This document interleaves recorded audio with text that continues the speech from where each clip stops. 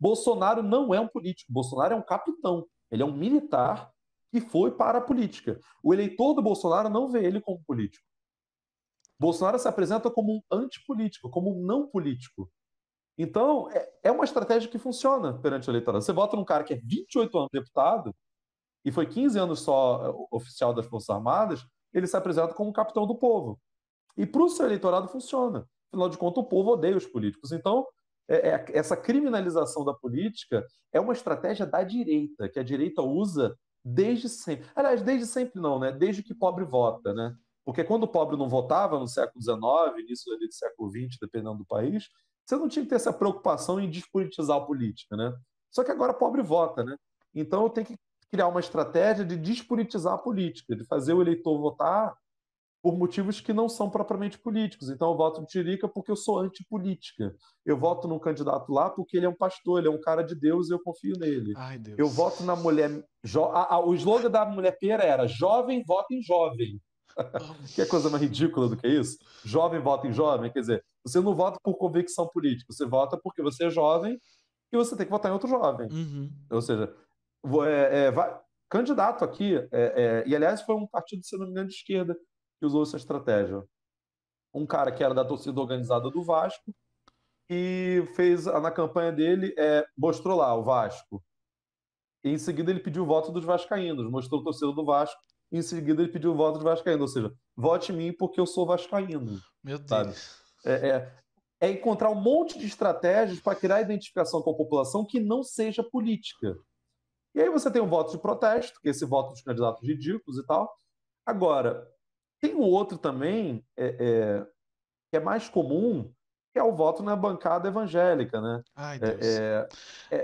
Em defesa da família. Veja, quem é contra a família? Quase ninguém, né? A não ser setores ali feministas das alas mais radicais, que claramente têm um discurso contra a família patriarcal que a gente Aham. vive, né? Eu não conheço ninguém que queira destruir a família, né? Então, quando você cria um discurso em defesa da família, que é muito comum entre os evangélicos, e pode contar, Bolsonaro, mesmo perdendo as eleições, a bancada evangélica não vai diminuir, né? Pelo que eu tenho reparado, eu assisto o programa eleitoral até de São Paulo para poder ver o que discurso está sendo usado. É um discurso muito forte ainda. O Brasil caminha para ser um país evangélico. Dentro de 10 anos, no máximo, a gente está previsto que a gente já tenha uma maioria evangélica no Brasil. O Rio de Janeiro já é um estado evangélico. A zona oeste do Rio de Janeiro é esmagadoramente evangélica. Então, o discurso de em defesa da família, para pensar, o que isso tem a ver com política?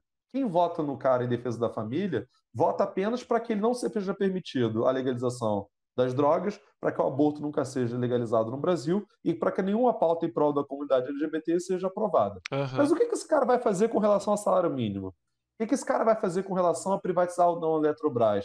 O que esse cara acha de cotas? O que esse cara acha de política externa brasileira? O que esse cara acha de educação de saúde? O eleitor desse cara está pouco se lixando. O que importa é o seguinte: meu filho não pode virar viado, meu filho não pode virar sapatão, meu filho não pode virar maconheiro.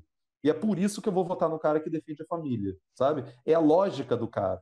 Então, é uma despolitização completa da política, Tá né? Não só o funcionando bem voto de pra protesto. caramba, né? Tá funcionando bem.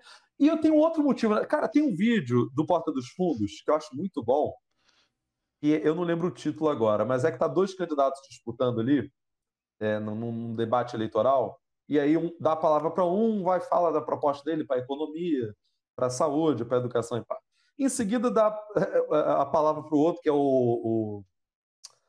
meu Deus, Antônio Gregório. Tabet, Ah, não, o tá. Tabet, Antônio Tabet, que é o que fala mais merda, né? Mais Aham. putarias em geral. Não dá nem para falar tudo que ele fala aqui, isso não pode gerar problemas aqui com o vídeo. Mas ele fala: Fulano, tu tá falando de economia, mas tu já chupou um negócio aí? Tu já deu um não sei o quê? Pô, tu já pegou uma DST de não sei o que tal? Falando um monte de coisas que gera constrangimento para outro cara, mas que no fim das contas, o eleitorado entende tudo que aquele cara ali está falando. Ao passo que o eleitorado não entendeu muito bem a parte que o outro lá estava falando de economia, de não sei o que e tal.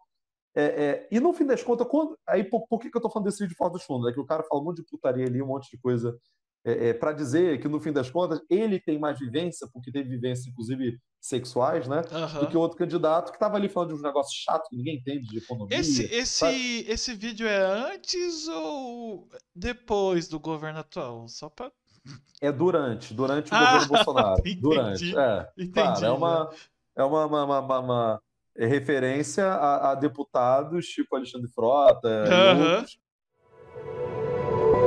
Este podcast faz parte do movimento LGBT Podcasters. Conheça outros podcasts através da hashtag LGBT Podcasters ou do site www.lgbtpodcasters.com.br.